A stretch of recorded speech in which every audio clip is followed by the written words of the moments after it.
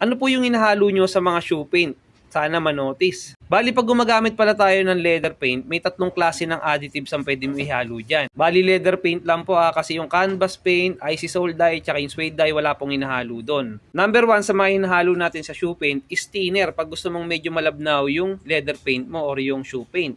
Tulad nito. Ayan, pansinin nyo medyo malabnaw na siya. Nai-improve niya yung pagpipaint mo para hindi masyadong crack, parang wala masyadong crack yung pinipaint mo. May mga artist po kasi na gusto nila medyo malabnaw yung paint na ginagamit nila. May mga tao kasing medyo malapot yung gusto nila, so depende po yan sa artist na gumagamit. Wag lang masusobrahan dahil parang magiging tubig po yan. Pangalawa po is yung paint firm solution.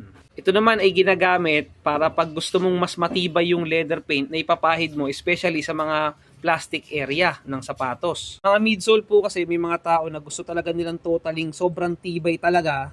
Ginagamitan lang nila ng firm solution tsaka top coat. Tapos na yung problema nila tungkol doon. Dadagdagan ng paint firm solution na yan yung tibay ng pagkakapinta mo dun sa sapatos. Yung pangatlo naman, tong silky fabric medium. So, kung may leather paint ka tulad yan at hinaluan mo siya, yan tulad yan. Di ba leather paint po yan? Pag hinaluan mo ng silky fabric medium, at hinalo mo siya, pwede mo na siyang i-apply sa mga canvas material ng sapatos na dati namang leather paint lang. Nakakatulong siya kasi hindi mo na kailangan bumili ng isang leather paint na white tsaka canvas paint na white. Kahit leather paint lang ang bilhin mo, bumili ka lang ng maliit net, pwede mo na siya ma-convert from leather paint into canvas paint. Ganito po itsura niya pag minix mo siya. Dapat mix well lang po para mas malambot yung kalalabasan ng resulta ng pag-paint mo.